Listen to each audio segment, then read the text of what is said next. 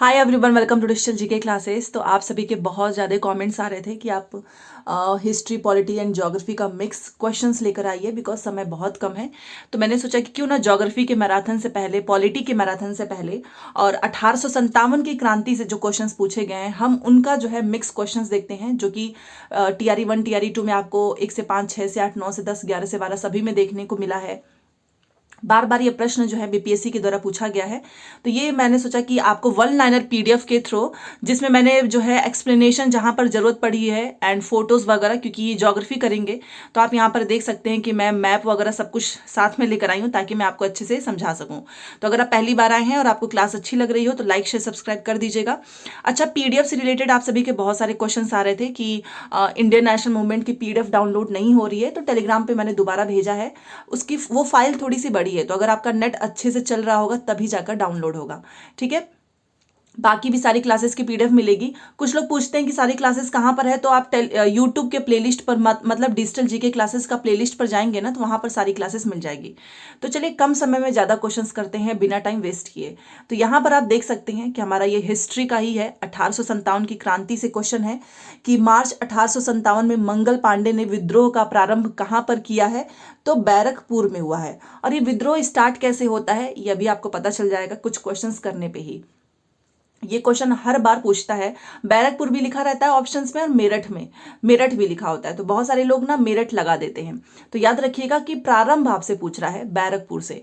अगला क्वेश्चन आपको पता ही है, झांसी की रानी लक्ष्मीबाई जी भी इस जो है इसमें शामिल थी, तो इनकी मृत्यु कहाँ पर हुई थी, ये क्वेश्चन बार बार पूछता है। तो ग्वालियर में हुई थी। नाम याद रखना, कहाँ पर, ग्वालियर में।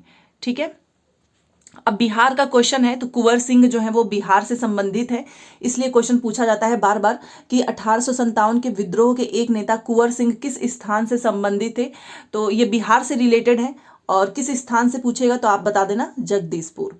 ऑप्शन में हमेशा जगदीशपुर और भी बिहार के कुछ जिलों का नाम रहेगा, तो याद रखिएगा जगदीशपुर से संबंधित थे। ठीक है, नेक्स्ट देखिए, 1857 के विद्रोह को किसके द्वारा प्रथम भारतीय स्वतंत्रता संग्राम के रूप में वर्णित किया गया था। मतलब बीडी सावरकर ने क्या बोला कि ये तो प्रथम भारतीय स्वतंत्रता संग्राम है। 1857 के विद्रोह को इन्होंने ऐसा बोला, इसलिए क्वेश्चन पूछता है कि किसने कहा था, बीडी सावरकर ने। अब ये क्वेश्चन मैं आपको बोल रही थी कि 1857 की क्रांति सर्वप्रथम कहां से प्रारंभ हुई, ये आपसे सर्वप्रथम पूछेगा। और ये आपसे पूछेगा 1857 में मंगल पांडे ने विद्रोह का प्रारंभ कहां पर किया। तो दोनों प्रश्न अलग है। ठीक है, इसलिए ध्यान रखना, जब मंगल पांडे से रिलेटेड पूछेगा तो बैरकपुर लगा देना। ठीक है, और जब आपसे क्रांति के बारे में पूछा जाएगा कि 1857 की क्रांति जो है वो सर्वप्रथम कहां से प्रारंभ हुई, तो ये इसका आंसर आपको लगाना है मेरठ। ठीक है, कंफ्यूज मत होना। मंगल पांडे से रिलेटेड पूछेगा तो बैरकपुर, और 1857 की क्रांति पहले स्टार्ट हुई मेरठ से। जैसा कि आप देख सकते हैं कि 10 मई 1857 को मेरठ शहर में ब्रिटिश ईस्ट इंडिया कंपनी के सिपाही भारतीय सैनिकों के विद्रोह के रूप में शुरू हुआ, और जल्द ही ये भारत के अन्य हिस्सों में भी फैल गया। अब ये 1857 की क्रांति स्टार्ट कैसे हुई वो देखते हैं। तो दोनों प्रश्न अलग है, दोनों प्रश्न में कंफ्यूज नहीं होना है। बिहार में 1857 के विद्रोह का नेतृत्व किसने किया था और किस स्थान से संबंधित है, जगदीशपुर। और विद्रोह का नेतृत्व बिहार में किसने किया था, तो कुंवर सिंह। इसीलिए क्वेश्चन बार बार पूछता है। ठीक है, बीपीएससी। नेक्स्ट क्वेश्चन है कि the Indian war of independence 1857 के लेखक कौन है, वीडी सावरकर। ठीक है, the Indian war of independence 1857। अगला प्रश्न देखिए, किसने कहा था कि 1857 की घटना का प्रारंभ धर्म के संघर्ष के रूप में हुआ था और उस घटना का अंत स्वतंत्रता संग्राम के रूप में हुआ। ये किसने कहा था, तो कई बार ये चीजें पूछी जाती हैं। याद रखना, डॉक्टर एसन सेन ने बोला था कि जो ये घटना है ना 1857 का, ये धर्म के संघर्ष के रूप में हुआ है और अंत इसका स्वतंत्रता संग्राम के रूप में हुआ है। ये कहा था डॉक्टर एसन सेन ने। ठीक है, चलिए, अब 1857 की क्रांति के बारे में पढ़ रहे हैं तो ये तो पूछेगा ही कि भाई उस समय गवर्नर जनरल कौन था 1857 के समय, तो कैनिंग था। और 1905 बंगाल विभाजन के समय कौन था, कर्जन था। तो नाम कैनिंग कर्जन क से है, बट याद रखना भारत का गवर्नर जनरल 1857 में कैनिंग था। नेक्स्ट क्वेश्चन है, 1857 के विद्रोह के बाद ब्रिटिश सरकार ने सिपाहियों का इन प्रांतों से चयन किया। तो सिपाहियों का चयन किस किस प्रांत से किया गया है? तो याद रखिएगा, गोरखा, सिख एवं पंजाबी उत्तर प्रांत से। ये तीनों नाम याद रखना है, ये क्वेश्चन कई बार पूछा हुआ है। ठीक है, नेक्स्ट क्वेश्चन, प्रभावती देवी किस क्षेत्र की स्वतंत्रता संग्राम सेनानी थी? तो वो थी पटना की। ठीक है, तो प्रभावती देवी पटना से रिलेटेड थी, इसलिए प्रश्न पूछता है। और ये भी हम पेपर ही कर रहे हैं बिहार का बीपीएससी एग्जाम, तो क्वेश्चन पूछा जा सकता है। ठीक है, अगला क्वेश्चन, अब यहाँ पर मैंने सारी कहानी लिख दी है। 1857 की क्रांति आपको एक लाइन में समझ में आ जाएगा। तो देखिए, अंग्रेज जो है वो भारतीय सेवा में चर्बी वाले कारतूसों से चलने वाले एनफील्ड राइफल को कब शामिल किया गया था? तो वो शामिल किया गया था दिसंबर 1856 से, और यहीं से सारी बगावत शुरुआत हो जाती है। एनफील्ड राइफल को कब शामिल किया गया था? दिसंबर 1856 में। अब देखो क्या होता है, और मुझे पता है कि ये स्टोरी आपको पता होगा। भारतीय सेना में चर्बी वाले कारतूसों के साथ एनफील्ड बंदूकों की शुरुआत हुई। अब इसका क्यों भारतीय विरोध कर रहे थे? क्योंकि सेना में ना नई एनफील्ड राइफल्स की शुरुआत 1857 की क्रांति का तात्कालिक कारण बना। मतलब कहा जाता है कि जो एनफील्ड राइफल था, जब इसको शामिल किया गया, इसी वजह से एक तरीके से 1857 की जो क्रांति थी ना, उसका रीजन यही था। राइफल में लोड करने से पहले इस राइफल के कारतूस का जो ऊपरी हिस्सा था उसको मुंह से हटाना पड़ता था। अब पहले तो उतना सिस्टम नहीं था, तो इसमें जैसे ही आप राइफल में लोड करेंगे तो ऊपर का जो हिस्सा है ना, उसको ऐसे मुंह से पकड़ के उसको हटाना पड़ता था। अब उसको अपने माउथ से टच करना है, तो वो जो कारतूस था उसमें सुअर और गाय की चर्बी लगी हुई थी। अब उसमें सुअर और गाय की चर्बी लगी हुई थी, प्लस उसको अपने मुंह से हटाना है। तो फिर जो हिंदू थे और मुस्लिम थे वो इसका विरोध करने लगे। क्योंकि जो भारतीय सिपाही थे उनका मानना था कि अंग्रेज जो है ऐसा जानबूझकर कर रहे हैं, और ये हिंदू और मुस्लिम दोनों के धर्म को भ्रष्ट करने का प्रयास कर रहे थे। क्योंकि आप सोचिए, उस पर गाय की मांस लगी हुई है, गाय का सुअर का चर्बी लगा हुआ है। क्योंकि हिंदू आपको पता ही है गाय का सम्मान करते हैं, और उनको अपने मुंह से उस चीज को हटाना पड़ेगा। वहीं पर जो मुसलमान है वो सुअर से नफरत करते हैं। तो कहीं ना कहीं दोनों लोगों ने ये सोचा कि ये कहीं ना कहीं अंग्रेज जो है जानबूझकर ऐसा कर रहे हैं, फिर इसका विरोध करने लगे। और यही जो है क्रांति का तात्कालिक कारण बनती है, जब एनफील्ड राइफल की जो है इसमें शामिल किया जाता है 1857 की क्रांति में। मतलब ये बताया जा रहा है कि 1857 की क्रांति का, क्योंकि एग्जाम में पूछेगा कि इसका तात्कालिक कारण क्या बना था, तो ये था एनफील्ड राइफल। और ये क्यों ऐसा हुआ, तो ये मुझे नहीं लगता है कि अब आपको कभी भूलेगा ये कहानी। इसलिए सैनिकों ने अपनी सेवा से इनकार करने का दृढ़ निश्चय किया, क्योंकि उन्होंने बोला कि हम ये काम नहीं कर सकते हैं और हम ये काम नहीं करेंगे। जब उन्होंने इनकार किया और फिर उन्होंने विद्रोह भी कर दिया। इस प्रकार विद्रोह का प्राथमिक और तात्कालिक, मतलब सबसे शुरुआती कारण तो यही था, चर्बी वाले कारतूसों का उपयोग। ठीक है, क्योंकि हम उस पे लगा था गाय का और सुअर का। ये क्वेश्चन भी पूछता है, तो ध्यान रखिएगा कि आखिर में ये सारी चीजें की शुरुआत कैसे हुई, रीजन क्या था। तो यही था, जब इसको शामिल किया गया था एनफील्ड राइफल को दिसंबर 1856 में। ठीक है, तो कहीं ना कहीं अब आपको चीजें समझ में आ जाएंगी कि क्या ये सारी चीजें आप किस चीज के लिए पढ़ रहे हो। क्योंकि जो लोग पहली बार पढ़ रहे होंगे हिस्ट्री, उन्हें थोड़ी सी दिक्कत हो सकती है, जो लोग साइंस बैकग्राउंड से हैं। अगला प्रश्न देखो, 1857 ईस्वी का विद्रोह मुख्यतः किस कारण से असफल रहा? अब देखो, क्रांति तो चल रही थी बट ये फेल हो गया। क्यों फेल हुआ? क्योंकि एक सही तरीके की प्लानिंग नहीं थी। ठीक है, किसी सामान्य योजना और केंद्रीय संगठन की कमी थी, इसी वजह से ये फेल रहा। ठीक है, अगला प्रश्न, 1857 के विद्रोह को एक षड्यंत्र की संज्ञा दी थी, किसने दिया था? सर जेम्स आउट्रम और डब्ल्यू ट्रेलर ने। कई बार क्वेश्चन पूछता है कि 1857 की क्रांति को षड्यंत्र की संज्ञा किसने दी थी? तो वो दिया था sir James Outram and W trailer. ठीक है, ये सारे क्वेश्चंस मैं बहुत छाट के लेकर आती हूँ, जो कि इंपॉर्टेंट है। अदरवाइज अगर आप देखने जाएं तो बहुत सी मार्केट में किताबें मिलेंगी जिसमें 2 से 3 हजार क्वेश्चंस होंगे। ठीक है, तो पढ़ना वही है जो पूछेगा।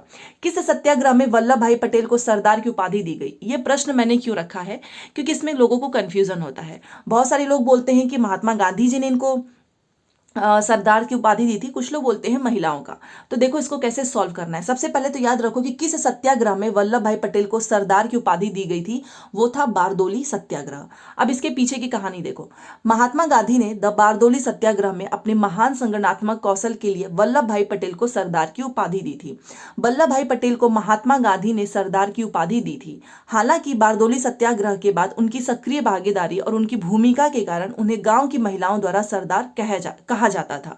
अब देखो, मान लो अगर क्वेश्चन में महात्मा गांधी और महिलाएं दोनों आ जाता है, तब तो आपको महात्मा गांधी कहना होगा, क्योंकि सबसे पहले उपाधि सरदार की इन्होंने ही दी थी। और मान लो अगर महात्मा गांधी ऑप्शंस में नहीं है, महिलाएं हैं, तब आपको महिला पे करना है, क्योंकि जब इन्होंने सरदार की उनको उपाधि दी, उसके बाद से जब देखा जाता है वल्लभ भाई पटेल की एक सक्रिय भागीदारी को देखकर वहां पे जो गांव की महिलाएं थी वो उनको सरदार कहने लगी।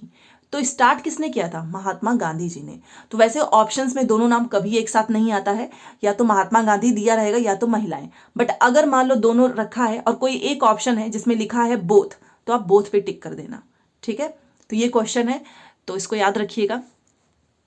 अगला प्रश्न देखिए, केरल में मोपला विद्रोह कब हुआ था? तो 1921 में हुआ था। अब ये क्या है? देखो, जो हमारा मालाबार विद्रोह है 20 अगस्त 1921 से 22 तक केरल के मालाबार क्षेत्र में हुआ था। इसे मोपला, नरसंहार या फिर मोपला दंगो या फिर कई नामों से जानते हैं। यह केरल में मोपला समुदाय के नेतृत्व में, आपको पता तो होना चाहिए कि आखिर में मोपला है क्या, तो यह केरल में मोपला समुदाय के नेतृत्व में एक किसान आंदोलन था। इन लोगों ने जमींदारों और अंग्रेजी हुकूमत पर हमला किया। इसे दक्षिण भारत का पहला राष्ट्रीय आंदोलन भी कहा जा सकता है। ठीक है, क्योंकि ये विद्रोह को लोग क्या कहते थे कि ये तो दक्षिण भारत का पहला राष्ट्रीय आंदोलन है। यह आंदोलन 1921 में समाप्त हुआ और अंग्रेजों द्वारा कुचल दिया गया। उन्होंने इस दंगे के लिए मालाबार स्पेशल फोर्स नामक एक विशेष बटालियन का भी गठन किया। तो याद रखना, स्टार्ट कब हुआ था? 1921 में। अब आपको समझ में आ गया होगा कि क्या है मोपला विद्रोह। वैसे पीडीएफ आपको मिलेगी, तो आप आराम से इसको एक बार और अच्छे से पढ़ लेना। नेक्स्ट क्वेश्चन है, और ये पूछा हुआ है कि अखिल भारतीय किसान सभा के पहले अध्यक्ष कौन थे? स्वामी सहजानंद सरस्वती। अभी आपका जो एग्जाम हुआ था टीआरई 2.0, उसमें ये क्वेश्चन पूछा गया है। नेक्स्ट क्वेश्चन है, भारतीय राष्ट्रीय आंदोलन के दौरान प्रसिद्ध उपन्यास आनंद मठ किसने लिखा है? तो वो लिखा है बंकिम चंद्र चट्टोपाध्याय ने लिखा है। याद रखिएगा। ठीक है, आनंद मठ किसने लिखा है? चलिए, और ये तो मैंने कई बार करा दिया आप सभी को। अगला प्रश्न देखिए, 1855 ईस्वी में संथाल विद्रोह का नेतृत्व किसने किया था? देखो, पढ़ने के लिए तो बहुत सारी चीजें हैं, तो जितना आपके पास कंटेंट है रिवीजन करते रहना कि संथाल विद्रोह का नेतृत्व किसने किया था। तो सिद्धो और कान्हू ने किया था। ठीक है, नेक्स्ट है, मुंडा विद्रोह का नेता कौन था? बिरसा मुंडा। आप सभी जानते हैं, काफी फेमस क्वेश्चन है कि मुंडा विद्रोह का नेता कौन था? बिरसा। ठीक है, याद रखिएगा। तो ये हमने हिस्ट्री के प्योर ऐसे क्वेश्चंस किए हैं जो कि अभी तक मैंने आपको नहीं कराया था, और यहाँ से क्वेश्चन आपके पूछे जा सकते हैं, जिसमें हमने 1857 की मिक्स क्रांति की है, मतलब 1857 की क्रांति एंड कुछ मिक्स क्वेश्चंस किए हैं। तो याद रखना, ये 20 क्वेश्चंस हिस्ट्री के ऐसे हैं जो कि आपको देखने को मिलेगा, प्लस आसान भी है, ज्यादा कोई दिक्कत नहीं है याद करने में। ठीक है, अब चलो, पॉलिटी अभी तक नहीं हुई है, तो पॉलिटी के हम वो प्रश्न करेंगे जो कि आपको एग्जाम में देखने को मिलेगा। तो भारतीय संविधान, और ये बहुत इंपॉर्टेंट क्वेश्चन है कि भारतीय, हमारा जो इंडियन कॉन्स्टिट्यूशन है, उसको बनाने में कितना समय लगा है? तो 2 वर्ष 11 माह 18 दिन। याद कर लो, क्योंकि यहाँ पर ना या तो 11 की जगह पे 10 लिख देगा, 18 की जगह पे 15 लिख देगा। तो याद रखिएगा, 2 वर्ष 11 माह और 18 दिन, याद रखिएगा। ठीक है, नेक्स्ट क्वेश्चन है, डॉक्टर राजेंद्र प्रसाद को संविधान सभा का सभापति चुना गया। अब ये आपको याद रखना है, क्योंकि ये प्रश्न भी पूछा हुआ है कि इनको कब सभापति चुना गया था। तो दिसंबर 1946 में डॉक्टर राजेंद्र प्रसाद को संविधान सभा का सभापति चुना गया है। ठीक है, चलिए अगला प्रश्न, भारतीय संविधान को संविधान सभा द्वारा अंगीकृत कब किया गया है? तो ये भी डेट याद रखिएगा, 26 नवंबर 1949 को भारतीय संविधान को संविधान सभा के द्वारा अंगीकृत किया गया। ठीक है, नेक्स्ट क्वेश्चन है, भारतीय संविधान को अपनाया गया था, किसके द्वारा अपनाया गया? तो ये संवैधानिक सभा द्वारा। ठीक है, एक एक क्वेश्चन ये पॉलिटी के आपको देखने को मिलेगा एग्जाम में। नेक्स्ट है, संविधान सभा के संवैधानिक सलाहकार कौन थे? और ये फेमस क्वेश्चन है, BN राव। कई बार पूछा गया है कि संवैधानिक सलाहकार कौन थे संविधान सभा के, तो वो थे BN राव। ठीक है, चलिए नेक्स्ट हमारा अगला है, संविधान सभा की प्रथम बैठक कब हुई थी? तो 9 दिसंबर 1946 को। पहली बैठक जो है संविधान सभा की 9 दिसंबर 1946 को हुई है। अगला क्वेश्चन, संविधान सभा की प्रांतीय संविधान समिति के अध्यक्ष कौन थे? देखो प्रांतीय आपसे पूछ रहा है तो सरदार पटेल याद रखना, क्योंकि प्रांतीय कई बार इतनी तो समितियां थी कि कंफ्यूजन हो जाता है कि भीमराव अंबेडकर किसके हैं, सरदार पटेल किसके हैं, जवाहरलाल नेहरू किसके हैं। तो याद करने के लिए बता देती हूँ कि प से आप याद रख सकते हैं पटेल एंड प्रांतीय। तो जब भी प्रांतीय आपसे पूछेगा देन आपका क्वेश्चन होगा सरदार वल्लभ भाई पटेल। ठीक है, चलिए अगला प्रश्न देखते हैं। कौन सा अधिनियम ब्रिटिश सरकार को बंदी प्रत्यक्षीकरण को स्थगित करने का अधिकार देता था? और ये हम लोग इतने समय से पढ़ते ही आ रहे हैं, रॉलेट अधिनियम 1919, जिसको काला कानून बोलते हैं। ना दलील ना अपील, मतलब बिना कुछ जो है जांच पड़ताल किए ही सीधे जेल में बंद कर देंगे। तो ये तो याद ही हो चुका होगा आपको, रॉलेट अधिनियम 1919। अगला प्रश्न है, किस अधिनियम ने भारत में पृथक निर्वाचन मंडल का आरंभ किया था? तो वो है भारतीय परिषद अधिनियम 1909। जैसे मॉर्ले मिंटो सुधार हम लोगों ने पढ़ाई है हिस्ट्री में, अभी कल ही पढ़े हैं हम ये सारे टॉपिक। ठीक है, तो पृथक निर्वाचन मंडल का आरंभ किया है, किस अधिनियम की बात हो रही है ना, तो अधिनियम याद रखना, भारतीय परिषद अधिनियम 1909। चलिए अगला प्रश्न, प्रांतीय सरकारों का गठन किस अधिनियम के तहत किया गया था? तो 1935 का अधिनियम।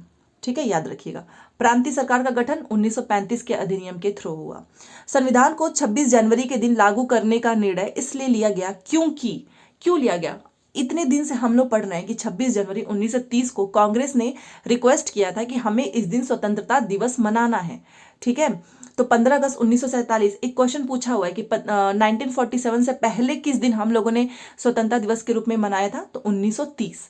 तो कुछ भी घुमा फिरा के पूछे कि 26 जनवरी के दिन लागू करने का निर्णय, आखिर में संविधान को 26 जनवरी के ही दिन क्यों डिसीजन लिया गया लागू करने का? एक ही रीजन था ना कि कांग्रेस ने इस तिथि को 26 जनवरी 1930 में ही हम लोगों ने स्वतंत्रता दिवस के रूप में मनाया था, तो हमने इसीलिए जो है सोचा कि इस दिन हम लागू करेंगे, ये डिसीजन था। ये तो हम लोगों ने पूरी कहानी इतने दिनों से पढ़ रहे हैं और ये बहुत इंपॉर्टेंट है, याद रखिएगा, 26 जनवरी 1930 कई बार पूछा हुआ है। ठीक है, अगला प्रश्न देखिए, स्वतंत्रता के बाद भारत की संविधान सभा के अध्यक्ष कौन थे? तो स्वतंत्रता के बाद का पूछा जा रहा है, तो डॉक्टर राजेंद्र प्रसाद।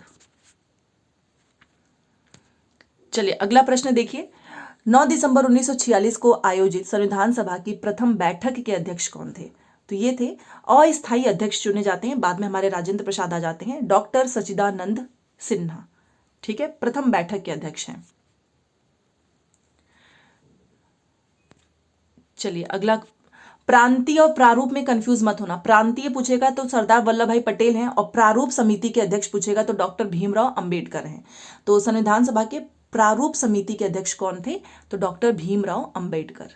ठीक है, नेक्स्ट क्वेश्चन है और बहुत इंपॉर्टेंट क्वेश्चन है ये, याद रखिएगा, पंडित जवाहरलाल नेहरू ने किस तिथि को संविधान सभा में उद्देश्य प्रस्ताव, जिसे हम बोलते हैं ऑब्जेक्टिव रिजोल्यूशन, प्रस्तुत किया? 13 दिसंबर 1946। प्लीज याद रखना, हिंदी इंग्लिश दोनों में उद्देश्य प्रस्ताव, जिसे हम ऑब्जेक्टिव रिजोल्यूशन बोलते हैं, 13 दिसंबर 1946 को प्रस्तुत किया है। ठीक है, चलिए अगले क्वेश्चन पे चलते हैं, 16।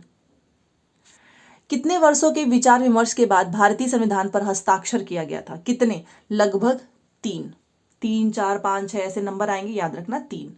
अगला प्रश्न है कि स्वतंत्र भारत के प्रथम विदेश मंत्री कौन थे? तो वो थे पंडित जवाहरलाल नेहरू। ठीक है, तो स्वतंत्र भारत के जो हैं प्रथम विदेश मंत्री।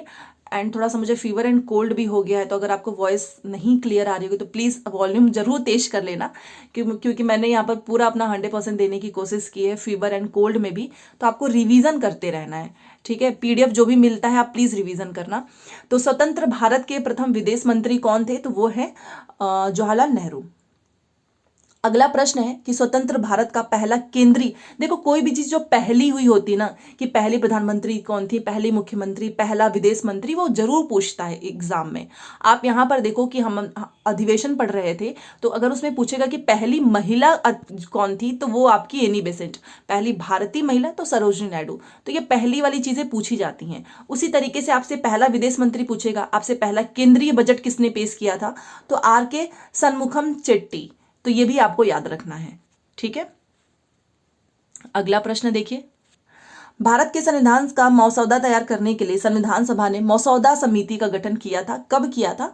तो बेसिकली आपसे पूछेगा कि मसौदा समिति का गठन कब हुआ, तो 29 अगस्त 1947। ठीक है। नेक्स्ट क्वेश्चन, भारतीय संविधान के जनक के रूप में किसे जाना जाता है? तो ये तो मुझे नहीं लगता है कि कोई इस नाम को भूल भी सकता है, हमारे डॉक्टर भीमराव अंबेडकर जी। ठीक है, ये है हमारे कॉन्स्टिट्यूशन, इंडियन कॉन्स्टिट्यूशन के फादर, उनके जनक। ठीक है, चलिए अभी आगे तो मैं आपको आर्टिकल वगैरह भी कराऊंगी दूसरी क्लास में। यहाँ पे बेसिकली जो नाम पूछे जाते हैं वो मैंने आपको कराया है। अब स्टार्ट होता है हमारा ज्योग्राफी। ज्योग्राफी की मैराथन से पहले कुछ क्लासेस आपको देखना जरूरी है, जिससे आपको आइडिया लगेगा कि कितने क्वेश्चंस आपने किया, मतलब आपको आ रहा है। जैसा कि पहला है कि किस शहर को हम आंध्र प्रदेश की राजधानी प्रस्तावित किया गया है? अमरावती। ठीक है, आंध्र प्रदेश की राजधानी अमरावती। अगला प्रश्न है, किस राज्य की सीमा बिहार में, अब देखो बिहार से रिलेटेड क्वेश्चंस पूछेंगे, तो किस राज्य की सीमा जो है ना वो बिहार में अधिकतम जिलों से लगती है? तो वो है हमारा झारखंड। सॉरी। तो किस राज्य की सीमा जो है वो बिहार में अधिकतम जिलों से लगती है? झारखंड। तो देखिए यहाँ पर आपसे नाम भी पूछेगा, तो बेसिकली आपको पूरा नाम रटने की जरूरत नहीं है। आपको मैप, मैं एक चीज बोलूंगी कि इंडिया का मैप एक बार देख के सब देख लेना कि कौन सा स्टेट किसके पास में है, उसे एक आपको आइडिया लगेगा, क्योंकि स्टेट भी पूछता है। जैसे कि ये है कि किस राज्य की सीमा बिहार में अधिकतम जिलों से लगती है, तो झारखंड अगर ऑप्शन में है तो झारखंड लगा देना, और अगर उत्तर प्रदेश भी आएगा तो उत्तर प्रदेश भी लगाना, क्योंकि जो झारखंड और ये जो उत्तर प्रदेश है अपनी सीमाओं को बिहार के अधिकतम जिलों 8 जिलों के साथ साझा करते हैं। मान लो दोनों ही ऑप्शन आ जाता है तो आपको बोथ पे जाना है। ठीक है, तो ये सारी चीजें आपको खुद से सोचना है कि क्या आपके सामने ऑप्शन में आ रहा है। तो ये क्वेश्चन पूछा था बीपीएससी ने कि किस राज्य की सीमा बिहार में अधिकतम जिलों से लगती है? उत्तर प्रदेश ऑप्शन में था नहीं, देन झारखंड, बट हमारा उत्तर प्रदेश और झारखंड दोनों ही बिहार के अधिकतम जिलों के साथ साझा करते हैं। ठीक है, चलिए अगला प्रश्न है, ये म्यांमार वाला तो बहुत ही फेमस क्वेश्चन है कि म्यांमार के साथ भारत के किन राज्यों की सीमा मिलती है? अभी मैं आपको इसका ट्रिक भी बताऊंगी, आप अपने मन से भी बना सकते हैं। तो म्यांमार के साथ हमारा भारत का कितने राज्यों की सीमा मिलती है? तो देखिए, अरुणाचल प्रदेश, नागालैंड, मणिपुर एंड मिजोरम। इसको हम याद कर सकते हैं, पहले मैं आपको एक याद करने की ट्रिक बता देती हूं। अरुणा, ठीक है, ये नाम है, मामी, अरुणा मामी, अच्छे से लिख देती हूं, इससे आपको ये कभी भूलेगा नहीं। ये हमारा अरुणा हो गया और ये हमारा मामी, हम सभी की मामी होती हैं। तो इससे हम कैसे याद करेंगे? देखो, अ से हो गया आपका अरुणाचल प्रदेश और नौ से हो गया आपका नागालैंड। मामी, म से आपका हो गया मणिपुर और मिजोरम। मणिपुर मिजोरम में ही लोग कंफ्यूज हो जाते हैं, बट हो गए नहीं, क्योंकि लास्ट का मी है और मिजोरम मी है, कई बार इसको क्रम में भी लगाने के लिए देता है। तो अरुणा मामी आप कभी आप भूलोगे? देखो एक बार और देखते हैं, अरुणा मामी, अ से अरुणाचल प्रदेश, नौ से नागालैंड, म से आपका मणिपुर एंड मी से मिजोरम। तो ये है हमारा म्यांमार के साथ भारत के राज्यों की ट्रिक। अब मैं इसको एक बार आपको मैप में दिखाना चाहूंगी, आप मैप में देखोगे ना तो आपको कभी भूलेगा नहीं। यहां पर थोड़ा सा मैंने जूम किया है, यहां देखिए, ये आप एरिया देखिए, ये हमारा ये म्यांमार वाला हिस्सा है, ठीक है, ये वाला है, और ये हमारा भारत का मैप है। पूरा तो मैंने नहीं लिया है, जो हमको याद करना है वही चीजें हैं। ये हमारा इंडिया का मैप है। अब इसमें आपको पता है, ये देखिए, अरुणाचल प्रदेश, ये हमारा, ये म्यांमार से सब चिपके हुए, देखिए, ये अरुणाचल प्रदेश का हो गया, ये नागालैंड हो गया, ये हमारा मणिपुर हो गया और ये हमारा मिजोरम हो गया, और ये साइड में आपका म्यांमार है। तो ये म्यांमार से भारत के कितने राज्य लग रहे हैं आप बताओ? अरुणाचल प्रदेश है, नागालैंड है, मणिपुर है और ये आपका मिजोरम हो गया। तो आपने फोटो से भी याद कर लिया, आपने अरुणा मामी से भी याद कर लिया। तो फोटोज क्यों मैं आपको दिखाती हूँ? क्योंकि चीजें दिमाग में रहती हैं, याद रहेगा, आपको भूलेगा नहीं। ठीक है, अरुणाचल प्रदेश, नागालैंड, मणिपुर, मिजोरम। कई बार आपको इसको क्रम में लगाने के लिए आएगा कि आप इसको क्रम में लगाइए, तो आपको भूलेगा ही नहीं, अरुणा मामी, अरुणाचल प्रदेश, नागालैंड, मणिपुर, मिजोरम। तो इस तरीके से आपको याद रखना है कि म्यांमार के साथ भारत के कितने राज्यों की सीमाएं लगती हैं। ठीक है, तो ये रही ट्रिक। अब नेक्स्ट क्वेश्चन देखते हैं जो कि पूछता है एग्जाम में। चलिए देखिए, भारत और चीन के बीच सीमा रेखा को क्या कहा जाता है? तो भारत और चीन के बीच की पूछे ना तो मैक मोहन लगा देना। बस ये समझ लो कि चीन वाले लोग बड़े अब मैं क्या ही बताऊं, बस याद रख लो मोहन। ठीक है, नहीं तो चीन का 9 और मोहन का 9, इससे भी आप याद कर सकते हैं। ये देखिए, चीन का 9, मोहन, क्योंकि अभी आपको भारत पाकिस्तान का हो गया, अलग अलग राज्यों की रेखाएं पूछती हैं तो फिर बहुत सारे हो जाते हैं याद करने के लिए, तो कहीं ना कहीं ट्रिक आपको बनाना होगा। तो भारत और चीन के बीच में जो सीमा रेखा है उसको कहते हैं मैकमोहन रेखा। अगला प्रश्न देखो, कर्क रेखा किस राज्य से होकर गुजरती है? बहुत ही इंपॉर्टेंट क्वेश्चन है ये, और इसको आप ट्रिक से याद कर सकते हैं, बट कई बार इसको क्रम में लगाने के लिए देता है, जैसे कि मित्र पर जो है गमछा झार, इससे भी लोग याद रखते हैं, बट मैं चाहती हूं कि आप इसे याद रखें फोटो के द्वारा। ठीक है, जैसे कि पहले देख लेते हैं कौन कौन सा राज्य है। कर्क रेखा किस राज्य से होकर गुजरता है? 8 राज्यों से, जैसे कि गुजरात, राजस्थान, मध्य प्रदेश, छत्तीसगढ़, झारखंड, पश्चिम बंगाल, त्रिपुरा एंड 8वां हो गया हमारा मिजोरम। और कर्क रेखा जो है ये भी पूछता है कि किस नदी को 2 बार काटती है? तो माही नदी को 2 बार पार करती है कर्क रेखा। तो कर्क रेखा किस राज्य से होकर गुजरती है, ये नाम आपको याद नहीं करना है, आपको समझना है। और इसको समझने के लिए यहां पर मैं आपको इंडिया का मैप दिखाऊंगी, इसलिए मैंने आपको स्टार्टिंग में बोला कि आप एक बार मैप जरूर सामने रखें, क्योंकि चीजें कई बार क्रम में लगाने के लिए आएगी तो वो गलत हो जाएगा। तो चलिए देखते हैं। अभी मैंने आपको बताया गुजरात, ये देखिए ये हमारी ये कर्क रेखा है, यहां पर आपको ये डॉटेड लाइन दिख रही होगी, ये देखिए ये हमारा कर्क रेखा। अब इससे पूछा है कि कौन कौन से होके गुजरते हैं, तो हमारा हो गया गुजरात, ये हो गया हमारा राजस्थान, दूसरे नंबर पे राजस्थान हो गया, तीसरा हमारा हो गया मध्य प्रदेश, उसके बाद से हमारा हो गया छत्तीसगढ़, यहां पर देखिए, फिर हमारा हो गया झारखंड, ये देखिए मैं लिखने की कोशिश कर रही हूं, 5वां वेस्ट बंगाल हो गया। ठीक है, और चीजें इसमें दिख नहीं रही हैं, तो आपको इस तरीके से मैं बोलूंगी कि आप एक बार मैप को सामने रखो, देन आप देखो। अभी जैसे मैं मान लो मैं आपको एक ट्रिक बताती हूं, जैसे कि यहां पर मैं लिख देती हूं, बट फिर भी मैं चाहूंगी कि आप बिना ट्रिक के याद रखें। मित्र पर गमछा, ये कर्क रेखा का है, ये आपको काम भी आएगा वैसे, गमछा झार। अब देखो मित्र से मी से हो गया, कलर चेंज करते हैं, मी से आपका हो जाता है मिजोरम। ठीक है, मी से आपका हो जाएगा मिजोरम, त्र से आपका हो जाएगा त्रिपुरा, पश्चिम बंगाल हो गया, ग से आपका गुजरात हो गया, म से आपका मध्य प्रदेश, छ से आपका छत्तीसगढ़, ये आपका झारखंड।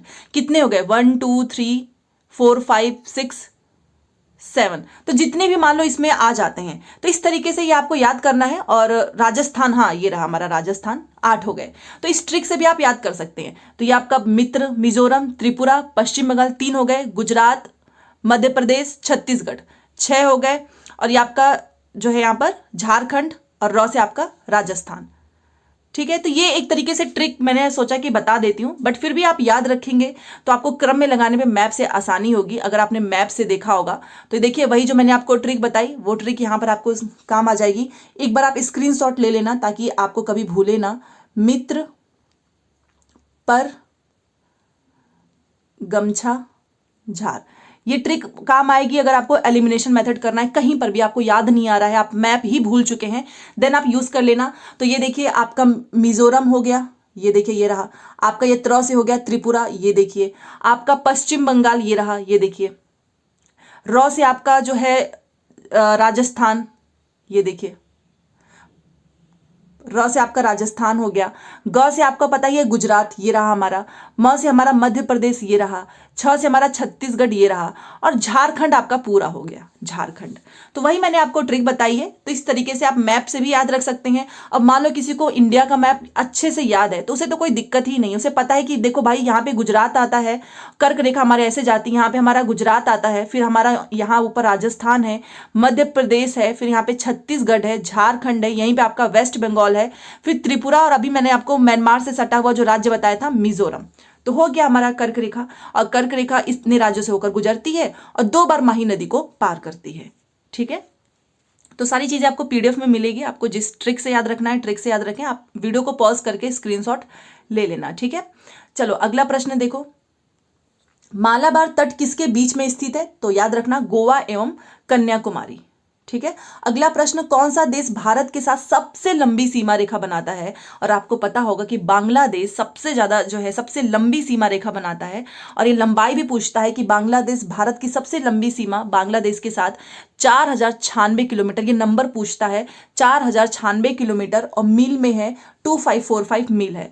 असम, पश्चिम बंगाल, मिजोरम, मेघालय, त्रिपुरा ऐसे भारतीय राज्य हैं जो बांग्लादेश के साथ सीमाएं साझा करते हैं। तो सबसे पहले सबसे लंबी सीमा रेखा कौन बनाता है? बांग्लादेश। कितना? 4096 किलोमीटर। कितने राज्यों के साथ? तो ये भी याद रखना है, असम, पश्चिम बंगाल, मिजोरम, मेघालय, त्रिपुरा। तो एक बार मैं आपको दिखाना चाहूंगी कि आखिर में ये सबसे लंबी सीमा कैसे बन रहा है। ये देखिए हमारा इंडिया का मैप, और ये रहा आपका बांग्लादेश। ये देखिए ये चीज, ये इतना एरिया जो है ये बांग्लादेश पूरा है, और ये इतने राज्यों के साथ जो है आप इधर देख सकते हैं। इसमें दिख तो नहीं रहा है बट मैं दिखाना चाहूंगी, ये रहा आपका मिजोरम। ठीक है, तो ये पूरा बांग्लादेश जो है 4096 किलोमीटर, इतनी जो है सीमा रेखा, इसकी सबसे लंबी सीमा रेखा बनाता है भारत के साथ। ठीक है, अगला प्रश्न, भारत की स्थल सीमा कितने देशों से लगती है? स्थल का मतलब जल नहीं, स्थल का मतलब जो लैंड जो होते हैं वो कितने देशों से लगती है? तो पाकिस्तान से लगती है, चीन, नेपाल, भूटान, म्यांमार और बांग्लादेश। म्यांमार, बांग्लादेश तो अभी हमने देखा कि हमारे जो है भारत के साथ लगता है, और नेपाल, भूटान आपको पता है यहाँ इंडिया के इस साइड में है नेपाल, भूटान, और यहाँ पर आप, यहीं पे हमारा चीन भी है, और यहीं पर हमारा नहीं, और यहीं पे पाकिस्तान भी है। तो भारत की स्थल सीमा कितने देशों से लगती है? 7। और एक बार मैं आपको यहाँ पर दिखाना चाहूंगी, ये देखिए, ये देखिए पाकिस्तान, ये रहा, ये चाइना है, ये नेपाल है, ये भूटान है, ये आपका हाँ ये भूटान हो गया, और यहाँ पे आपका जो है मिजोरम हो गया। ठीक है, तो इस तरीके से आप मैप के माध्यम से भी देख सकते हैं। तो नहीं, स्थल सीमा, मिजोरम तो हमारा है, तो स्थल सीमा कितने देशों से लगती है? तो आपने देख लिया होगा, पाकिस्तान, चीन, नेपाल, भूटान, और म्यांमार, बांग्लादेश मैंने आपको दिखाया ही है। एक बार और दिखा देती हूँ ताकि आपको चीजें याद रहें। बस आप इंडिया का मैप खोल लेना अपने फोन में गूगल पे, देन आप याद रखना ये पाकिस्तान, चीन, नेपाल, भूटान। ठीक है, इतना नाम तो आप याद कर लोगे, इतनी तो चीजें आपके दिमाग में रहेंगी ही। ठीक है, चलिए अब चलते हैं अगले क्वेश्चन पे। म्यांमार और बांग्लादेश तो आपको बताने की जरूरत नहीं है क्योंकि मैं कई बार बता चुकी हूँ। ये आपका पूरा म्यांमार है, और ये हमारा ये आपका बांग्लादेश। तो इतने से जो है स्थल मतलब लैंड वाली चीजें शेयर करते हैं। ठीक है, चलिए फोटोज वगैरह ये सब कुछ आपको पीडीएफ के साथ मिलेगा, तो आप आराम से इसको जूम करके देख सकते हैं। तो वैसे अगर नंबर में पूछेगा तो याद रखना कि कितने स्थल, कितने, तो 7। कई बार नंबर में पूछता है, नाम पूछेगा ही नहीं, तो अगर बस नंबर में पूछेगा तो 7 बता देना। और अगर मान लो एलिमिनेशन करने के लिए आता है, पाकिस्तान, चीन, नेपाल ये लिख दिया, भूटान की जगह पे कुछ अलग राज्य लिख दिया, कुछ भी मतलब अलग जो है कंट्री लिख दिया, अलग देश, तो फिर आपको याद रहना चाहिए कि आखिर में कितनी इसके साथ लगती है, ताकि आप एलिमिनेट कर सके। ठीक है, चलिए भारत का आपसे लोकेशन पूछेगा तो ये तो रट लो, चाहे कुछ भी हो जाए, आपको लोकेशन याद रखना है। पूरी तरह से उत्तरी गोलार्ध में स्थित है। भारत की मुख्य भूमि 8 डिग्री 4 मिनट और 37 डिग्री 6 मिनट उत्तरी अक्षांश से 68 डिग्री 7 मिनट तथा 97 डिग्री 25 मिनट पूर्वी देशांतर के बीच स्थित है। अब आप कहेंगे ये तो काफी टफ है, बट यस ये क्वेश्चन पूछा हुआ है, टफ क्वेश्चन ही तो पूछेगा बीपीएससी, तो ये आपको रट लेना है। ठीक है, अगला प्रश्न, द्वीपों का समूह लक्षद्वीप क्या है? तो वो है प्रवाल उत्पत्ति का है। ठीक है, चलिए भारत का क्षेत्रफल संसार के क्षेत्रफल का कितना है? ये तो आप लोगों ने भी बताया था मुझे, आंसर 2.42% है। परंतु इसकी जनसंख्या की बात किया जाए, मानव जाति की 17% जनसंख्या है। तो दोनों नंबर आपको याद रखना है। अगर क्षेत्रफल पूछेगा तो 2.42% है, और इसकी संपूर्ण मानव जाति की जनसंख्या आपसे पूछेगा तो ये है आपका 17%। और क्वेश्चन और आंसर दोनों के नंबर आपको याद रखना है, कुछ भी घुमा के पूछ सकता है। ठीक है, पाक जल डमरू मध्य के मध्य स्थित है, तो भारत और श्रीलंका। और इसको याद करने के लिए मैं आपको बता देती हूँ, पाक को हम इंग्लिश में लिखेंगे ये, तो श्रीलंका का आता है ना LANK, तो आप इसे याद रख सकते हैं। पाक का मतलब भारत और श्रीलंका, LK से। ठीक है, तो पाक जल डमरू मध्य के मध्य स्थित है, भारत और श्रीलंका। अगला प्रश्न देखिए, कितने भारतीय राज्यों की सीमाएं नेपाल से जुड़ी हुई हैं? तो 5। ठीक है, 5 जो है ना वो नेपाल से जुड़ी हुई हैं, जिसमें आपका बिहार है, उत्तर प्रदेश है, पश्चिम बंगाल है, उत्तराखंड है और सिक्किम है। और आपको पता है कि ये रहा हमारा नेपाल, ये देखिए, इसको मैं जूम करती हूँ, हाँ ये नेपाल है। इसके साथ कौन कौन सा है, तो राज्य उत्तराखंड हो गया, उत्तर प्रदेश हो गया, बिहार हो गया, पश्चिम बंगाल और ये सिक्किम हो गया। ठीक है, तो फोटो के भी माध्यम से आपने देख लिया कि कितने भारतीय राज्यों की सीमाएं नेपाल से जुड़ी हुई हैं, 5। अगला प्रश्न देखिए, भारत देश का दक्षिणतम बिंदु कौन सा है, तो वो है इंदिरा पॉइंट। और ये बहुत बार पूछा गया है कि दक्षिणतम बिंदु कौन सा है, तो इंदिरा पॉइंट है। और कुछ चीजें आपको याद रखनी है कि भारत का अगर आपसे उत्तरी बिंदु पूछेगा तो इंदिरा कॉल है, ठीक है। और जबकि मुख्य भूमि में दक्षिणतम बिंदु केप कोमोरिन जो कि कन्याकुमारी और तमिलनाडु है, वहीं पर आपको मुख्य भूमि से दूर दक्षिणतम बिंदु पूछेगा तो वो हमारा इंदिरा पॉइंट है, जो कि अंडमान और निकोबार द्वीप समूह है। तो ये तीनों नाम पूछे गए हैं। जैसा कि अगर मैं आपको इस फोटो में दिखाना चाहूं, ये देखिए, ये आपका इंदिरा कॉल और ये आपका इंदिरा पॉइंट, दक्षिणतम बिंदु। तो ये दोनों नाम याद रखना। और जो यहाँ पर सारी चीजें मैंने आपको बताया है, उत्तरी बिंदु इंदिरा कॉल है और दक्षिणतम बिंदु आपका इंदिरा पॉइंट है। अगला प्रश्न देखिए, भारत पूरी तरह से पृथ्वी के किस मतलब कौन से गोलार्ध में स्थित है, तो याद रखिएगा कि ये जो है उत्तरी गोलार्ध और पूर्वी भाग में स्थित है। भारत पूरी तरीके से उत्तरी पूर्वी गोलार्ध में स्थित है। भारतीय मानक समय रेखा मतलब जो IST है, ग्रीनविच जिसे हम बोलते हैं, से कितना आगे है, तो 5.5 मतलब 5 घंटे 30 मिनट, 5.5 घंटे हुआ ना। तो ये बार बार क्वेश्चन ना डायरेक्ट ऐसा पूछा हुआ है कि भारतीय मानक समय रेखा ग्रीनविच माध्यम समय से कितना आगे है, तो 5 घंटे 30 मिनट। ठीक है, अभी तो ज्योग्राफी में बहुत सारी चीजें करनी है, ये तो शुरुआत है अभी। एकमात्र भारतीय राज्य कौन सा है जिसकी सीमा सिक्किम राज्य से जुड़ी हुई है, एकमात्र भारतीय राज्य, तो पश्चिम बंगाल। ठीक है, अगला प्रश्न है, रेड क्लिफ रेखा किन दो देशों के बीच की अंतरराष्ट्रीय सीमा है। अभी हम लोगों ने परसों ही तो पढ़ा था, भारत और पाकिस्तान, पूरा आते हैं बंटवारा करके चले जाते हैं। ठीक है, तो रेड क्लिफ रेखा किन दो देशों के बीच की अंतरराष्ट्रीय सीमा है, तो भारत और पाकिस्तान। नेक्स्ट क्वेश्चन देखिए, किस शहर को पूर्व का स्कॉटलैंड कहा जाता है, और ये है मेघालय की राजधानी शिलोंग, इसको हम कहते हैं पूर्व का स्कॉटलैंड।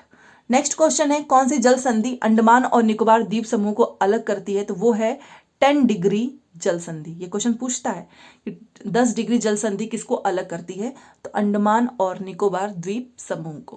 तो ये क्वेश्चंस हमने देखा है, अलग अलग क्वेश्चन से मैंने 20 क्वेश्चंस उठाए थे, करीब 100 क्वेश्चन तक तो हम लोगों ने डिस्कस ही कर लिया है। तो डिजिटल जीके क्लासेस को सब्सक्राइब कर लीजिएगा फ्री कंटेंट एंड PDF के लिए। और PDF आपको मेरे Telegram channel digital GK classes पे मिलता है, जिसका लिंक आपको मेरे कमेंट सेक्शन में मिल जाएगा। तो जाते जाते लाइक शेयर सब्सक्राइब कर दीजिएगा। मिलते हैं नेक्स्ट क्लास में। Thanks for watching.